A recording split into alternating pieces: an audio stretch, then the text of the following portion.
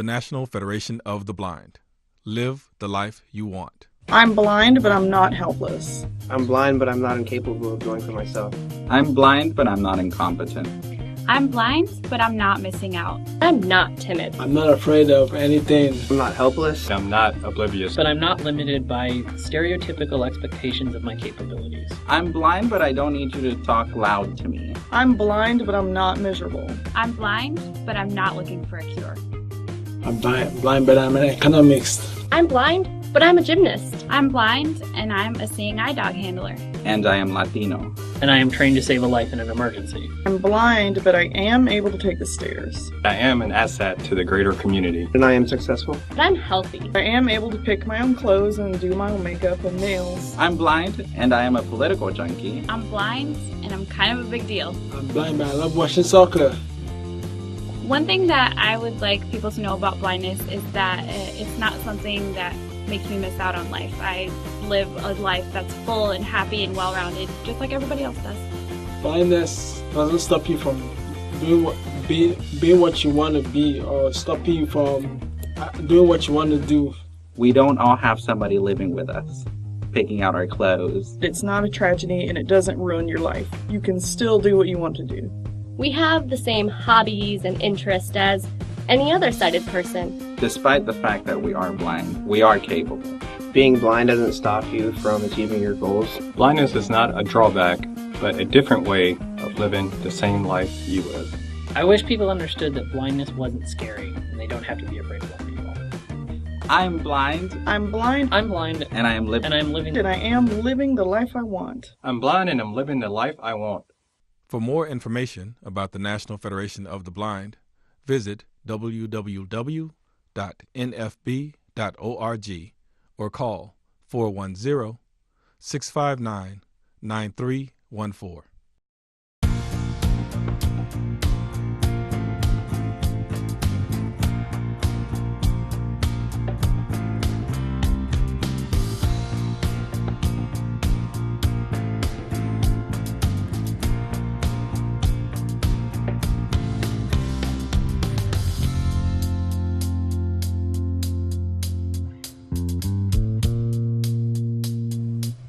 Welcome to Community Spotlight. I'm your host, Leah Haslage.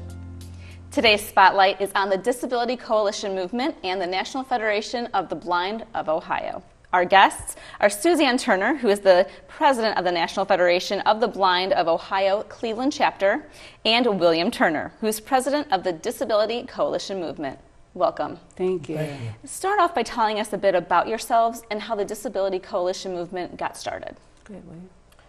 Basically, back in the year of 2000, we were celebrating the 10th anniversary of the Americans with Disabilities Act. So we felt that it was a need in order to commemorate that event to have a celebration in the city of Cleveland. So we formed the Disability Coalition Movement of Cleveland to promote awareness of persons with disabilities in the city of Cleveland. And we had an event down at City Hall back in July of 2000 to commemorate the 10th anniversary of the Americans with Disabilities Act. So that's basically how the Disability Coalition Movement of Cleveland got started. Yeah, because William had a communication degree, we were looking to promote it via radio and TV. And it was easy for us to get a radio show at the time. And so because of that, we decided to have the Disability Coalition Movement continue on. So, we moved it forward. What services does the coalition provide? We had a feature program called A Personal Touch, which had a support group for women who are blind, talking about such topics as relating to their sighted husbands and their sighted children. It could have been a person who's blind with a hearing impairment. That support group was created under that Disability Coalition Movement as well. So just a gamut of different personal means for people to have an outlet to talk about. So that's what we do currently. Suzanne, what challenges do you face being blind? I don't face many challenges any longer because there are so many ways that technology has incorporated us into society. A few years back, I think transportation was the biggest, where you, when you wanted to just get up and go shopping, or you wanted to not be dependent upon a relative or a friend to go to your class or go to work. There's a lot of different ways now that you can travel independently, like using Uber and Lyft. And then also like color coordination. I used to, call my sister. She used to come by and help me, match the clothes properly. I knew what I had, but, by me being blind in the last 20 years, colors have changed. There are different colors. There are all kinds of colors that I haven't seen. So she may come by, but now we have apps on our phone that will help me match my clothes. There's an app called Be My Eyes, where a live person anywhere in the world can come on to Be My Eyes. I can just pull up the app on the phone and then ask them, what color is this? Does this match? And then they'll tell me. So right now, I would say my biggest barrier is not mainly day-to-day activities, probably just finding leisure time because I'm so busy right now. But, back in the day, it was a barrier with different things that you tried to do being blind. But now the apps and technology now has us on the same playing field. Suzanne showed me this app, and it's incredible. A live person, and if someone can volunteer and sign up to be a part of this app to help. Yeah, they just go to BeMyEyes.com and sign up, and you could be one of the people that assist. There is another technology accessibility tool called IRA. And these individuals are being paid. You wear glasses and you use a phone, and this person literally sees for you. So like when you go in the grocery store, the camera on the eyeglasses are looking as if you were looking. Oh. So these people are paid, and you don't have to worry about confidentiality or them, taking your private information using it. So you can also become an IRA distributor to sell the glasses and the technology, or become a person to, work along with the blind person to see. Now, Be My Eyes are volunteers. I would be very careful, if you're a blind person, you want to use the app. I would not, disclose any private information, but certainly enough you can ask them, can you help me find my earring on the floor, or help me match my clothing. But IRA, they're paid, and there is a background check. Oh, very good. Mm-hmm. Now, William, I know you have some vision, but what's it like for you to have some vision, but you're still legally blind? How does it impact your life? Well, it's somewhat challenging because, like, when I first encounter a lot of people, I tell them I'm legally blind, their response is, well, you can see. So they don't think of me as actually blind, and then I have to kind of explain to them but the fact that even though I have some vision, but my vision is severely limited to the point that for all practical purposes, I'm considered blind. If you were to walk maybe 30 feet away from me, I wouldn't be able to tell who you are, what your name is. I couldn't see your facial expressions or anything of that nature. So that's basically a challenge of, dealing with that. I was born with being legally blind, actually. And when I was a kid, I didn't always consider myself as, well, I have somewhat of a vision loss. I didn't want to accept the fact that I was legally blind until I became an adult. And it became obvious, one, I wasn't going to be able to drive. I needed assistance performing, daily tasks. So I had to accept the fact that, I'm in fact legally blind. And, I didn't want to use the word blind, actually. And then when I became involved with the National Federation of the Blind, the Cleveland and Ohio affiliate, and also the Cleveland chapter, I met many people who were like myself, who had vision, but were also considered legally blind, and they faced the same challenges that I do myself. So then I was able to, more accept the fact that yes, I'm legally blind. When people ask me, I have no problem telling them. I explain the situation to them that, in fact, most blind people, I think over 90% of them, have some type of vision.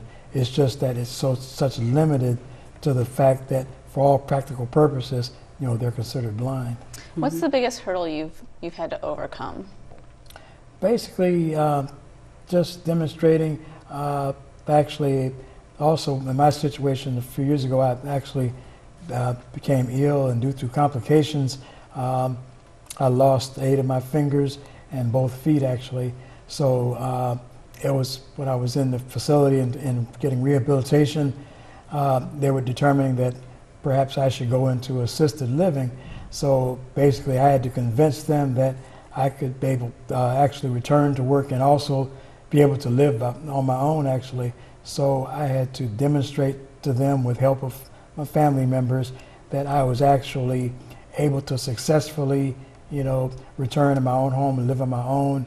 And then once they were able to actually see that I was able to accomplish that task, then they were okay with it. But there was a lot of reservation, and I guess rightfully so. They were concerned, one, that I am legally blind.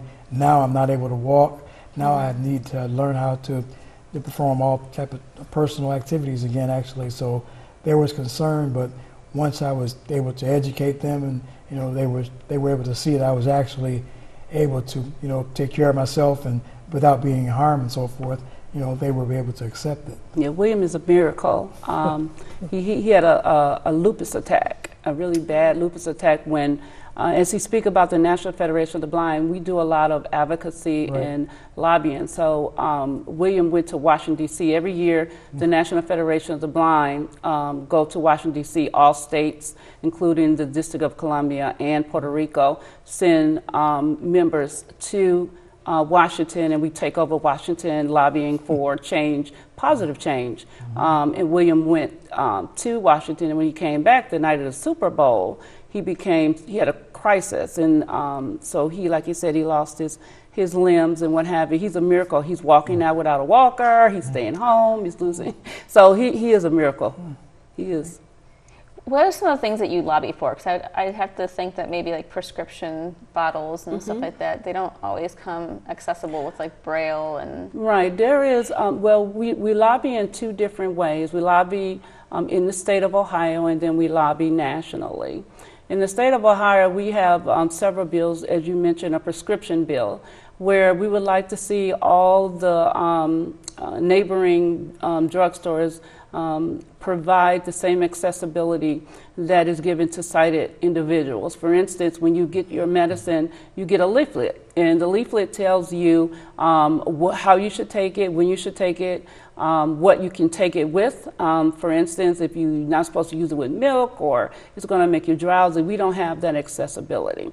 So that's one of the lobbying practices that we're looking at in Columbus, is making the accessibility with the leaflets when we get our prescriptions. Another one is a parent bill that we have, where we're trying to limit social workers and the court system of removing children from their blind parents, also allowing blind parents to adopt or become foster parents or legal guardians.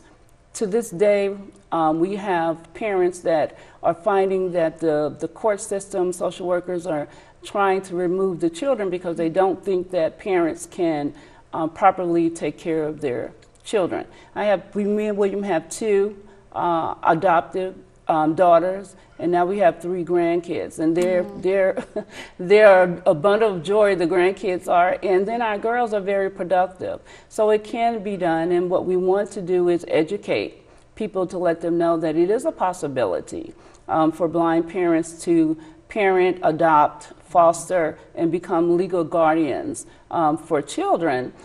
If there is an issue and it's founded, we can understand the removal or even some type of setting of teaching parents to become proper and safe adults when parenting children. But if you have 2 blind parents or 1 blind parent and there is nothing founded about them harming their child or putting them in an environment where they become endangered, there is no reason to remove the children and put them in foster care or give them to another person. So those are the 2 that we are fighting for right now in Ohio. There are some entities where we're lobbying nationally. We have lobbied for a treaty where we could receive the same accessibility with books. If you're taking French and you need to get a French book from France, you can do that. But us being blind, we don't have that accessibility to get that in translation of large print and Braille. But we just got that passed, so we're excited about this, called the Marrakesh Treaty. So there's a lot of different lobbying that we do, national and statewide. Well, very good. Now, recently, you not only both attended, but Suzanne, you chaired a convention. Tell us about this convention and why it's so important. Okay. Well, the National Federation of the Blind is a large entity. Like I said, it's 50,000 members strong. All the states are represented, including Washington and Puerto Rico. And so we are 50,000 strong. We have a national convention, which in 2019 will be in Las Vegas, Nevada.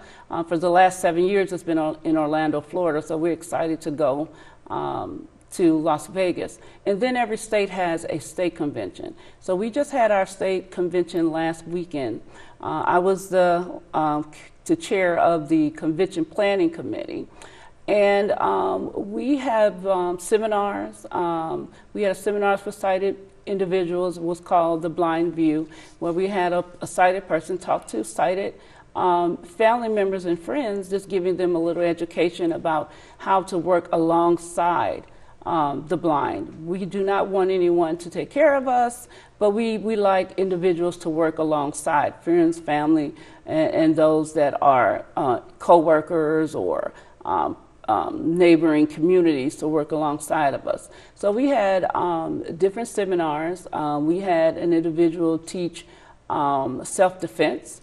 We had an exhibit fair with 32 vendors, and some of the vendors were locally and some across the nation, bringing all the products to enhance the productivity of blind people. Marks was there, and they provided pill bottles that helped the blind differentiate their pills. They also brought out flu shots for individuals. We had the Cleveland Sight Center brought out their products for the blind. Western Reserve Area Agency on Aging came out. We know the baby boomers are retiring and a large population now, so they provided services. So we had a large entity of technology and products in our exhibit fair. On Saturday night, we had a banquet where we give scholarships to blind students. And so we did that, and then Cleveland won the best chapter across the state this year, so we're very excited about that. And then we had Senator Antonio came out and gave us a proclamation, as well as the Honorable Mayor Jackson sent us a proclamation. So we had a really great time. We had over about 200 people there, and we just educate and put forth awareness and meet and greet, especially those who are newly blind. They don't know where to go. They don't know who to talk to. They don't know what technology is out there to help them. So we had about 51 newly blind individuals attend this year. Congratulations on Cleveland chapter winning. Yeah, we were excited. Now, we have to take a quick break, but when we return, we're going to learn more about the Disability Coalition Movement and the National Federation of the Blind. So stay tuned for more Community Spotlight.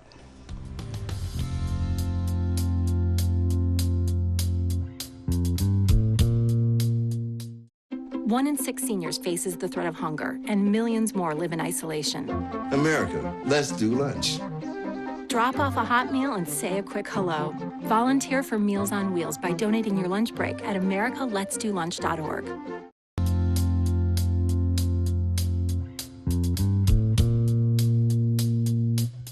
Welcome back to Community Spotlight. I'm your host, Leah Haslage. Today's Spotlight is with the Disability Coalition Movement and the National Federation of the Blind.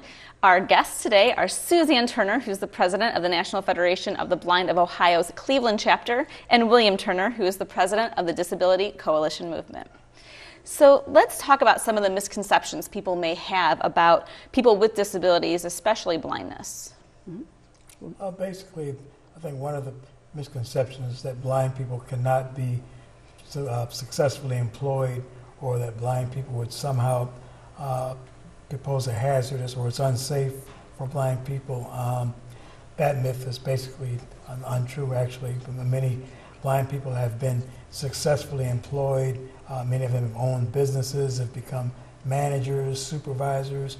You know, they've performed just as well as their sighted co-workers. So that's one of the, I guess, one of the major misconceptions. I think the unemployment rate of blind people, even today, unfortunately, is well over 70%.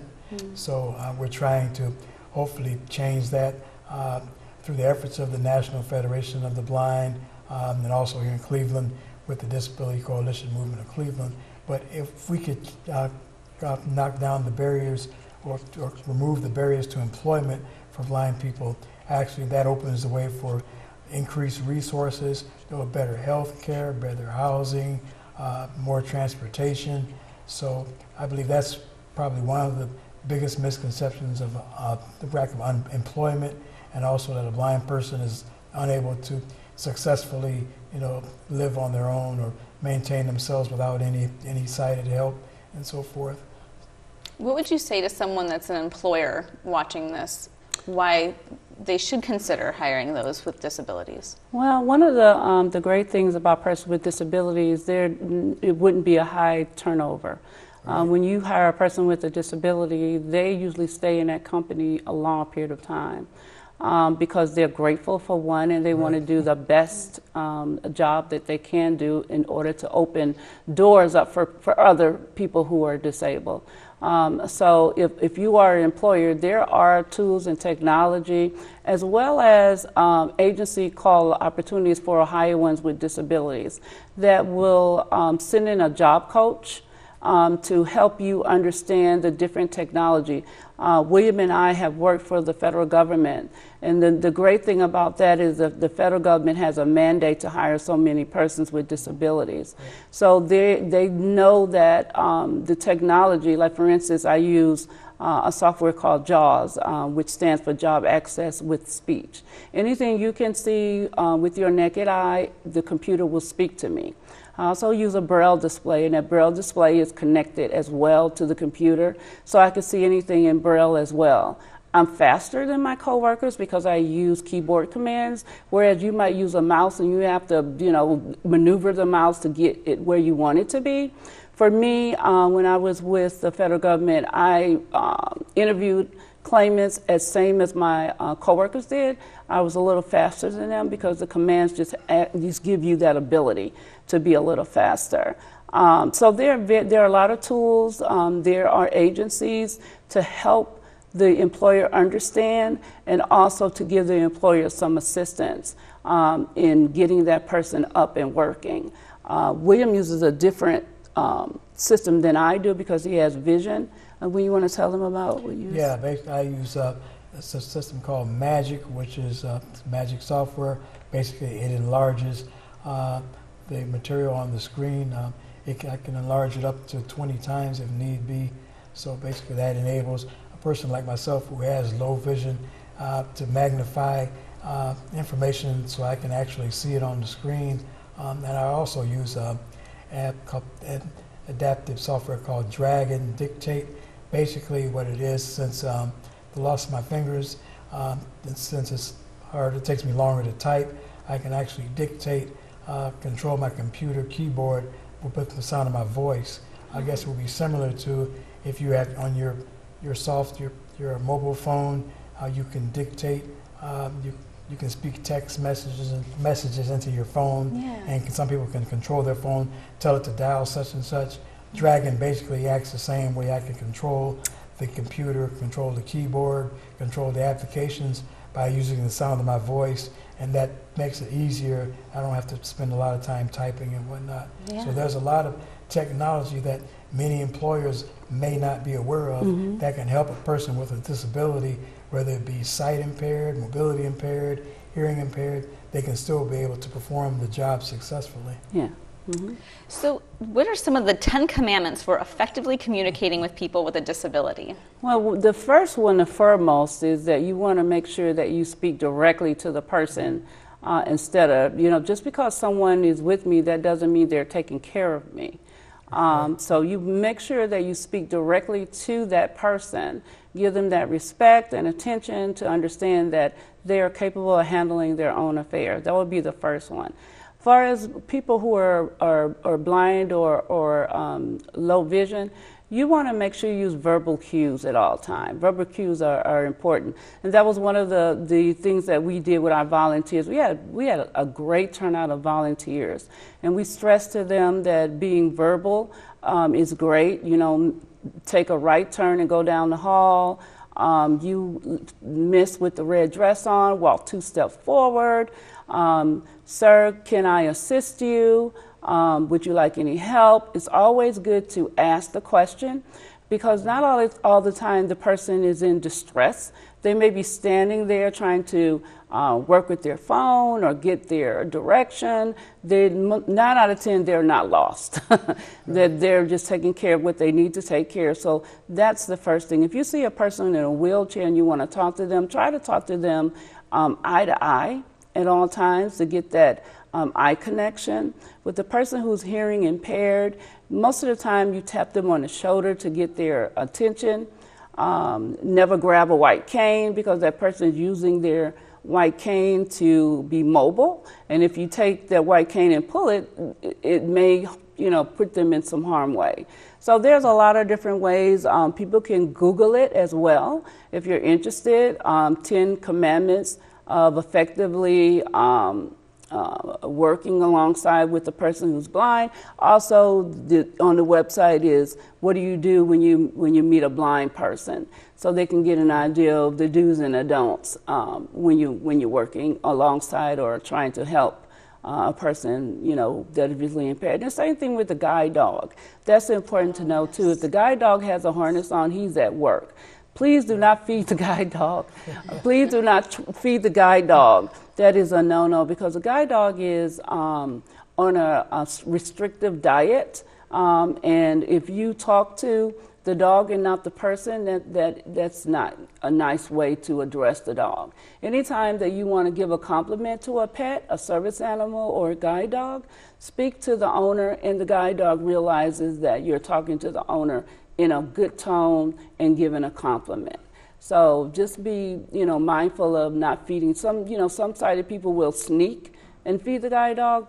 Please do not do that. That's a no-no. So it's pretty common then for people Yes, to... they will, and they'll try to pet it, but when the harness is, or ask the owner, may I pet your guide dog? Again, that verbal cue is important when you're talking to a person who is low vision or blind.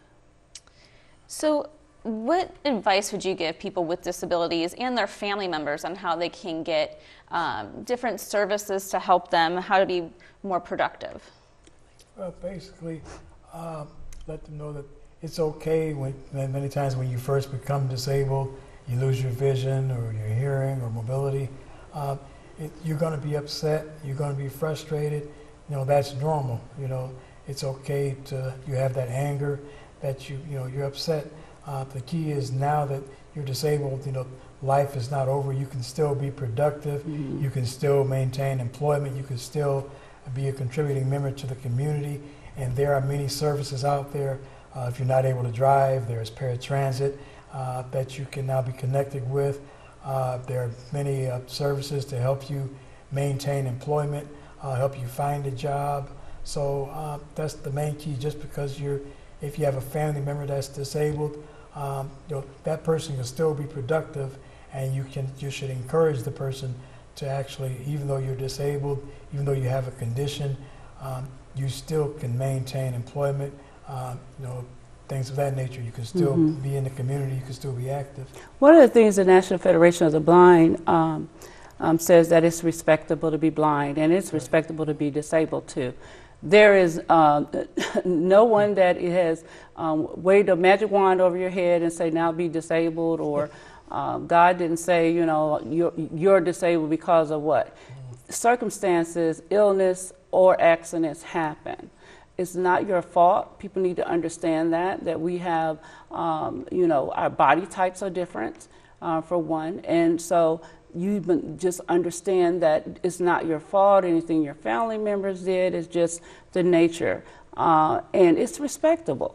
What would you rather have, not using your cane and fall down the stairs, or use your cane so you can be independent and safe? People have to understand that, you know, even when you're in a wheelchair, if you want to work, you still have to do the same job as your coworkers. So no one's going to pity. People need to understand that blind people or disabled people do not want pity.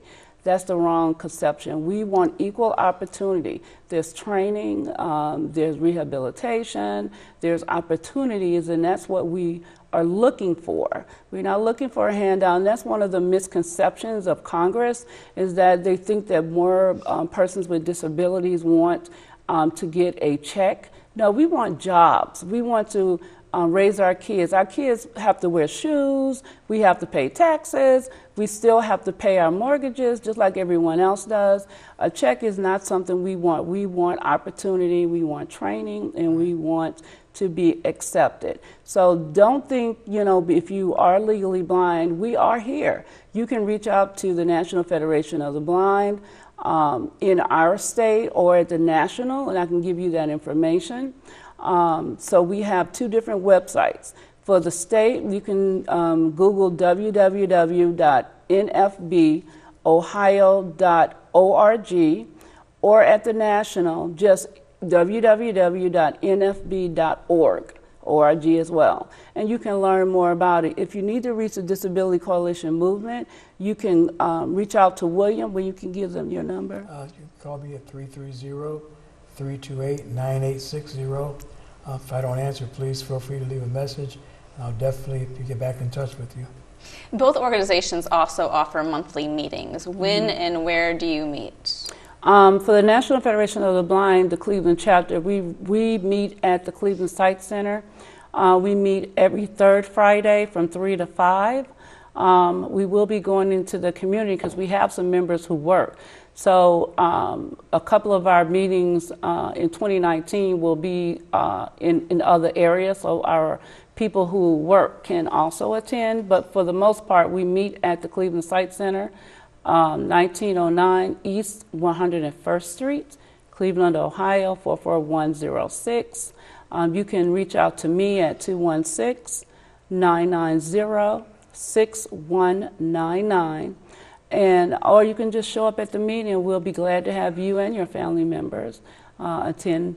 For the Disability Coalition Movement of Cleveland, you can reach out to William at 330-328-9860. And we meet by teleconference with the Disability Coalition Movement of Cleveland. So if you're interested, give William a call, and then we'll reach out. Great. Lastly, what do you hope viewers take away most from today's conversation? Basically, that there are many services out there for persons with disabilities, many resources. Don't be afraid to reach out. You know, there are plenty of persons in the community other than yourself. You're not the only. Sometimes persons, if you have a disability, you feel like you're the only person in the situation, but we want to let you know there are many of us out there in the same situation. You can still be successful. There are services available. You know, you can still become, you know, involved in your community. You can still be active. And another thing is that, you know, just letting viewers know that we're in Ohio, we have one of the best resources of insurance and health care. When you think about Cleveland Clinic and a university hospital, we have a lot of baby boomers who are losing vision to glaucoma or macular degeneration or diabetes. Just know, like William said, you're not alone. At your own leisure time, you can just call and we'll talk to you over the telephone. You don't have to come in. You might want to learn about the community services. We can link you. William spoke about paratransit, which is a door-to-door service where they'll pick you up at your door, take you to your destination, and bring you back, which a lot of people will always say, you know, I can't go anywhere, I don't have anybody to drive. Where there's resources with paratransit. And you can just, you know, call us and we'll let you know where the services are, and we'll help you in a step-by-step process get them. That's great. Suzanne and William, thank you so much for being with us today. We've learned so much. And thank you so much for tuning into Community Spotlight. We'll have all of this information for you on our website, tv20cleveland.com. I'm Leah Haslage. Until next time.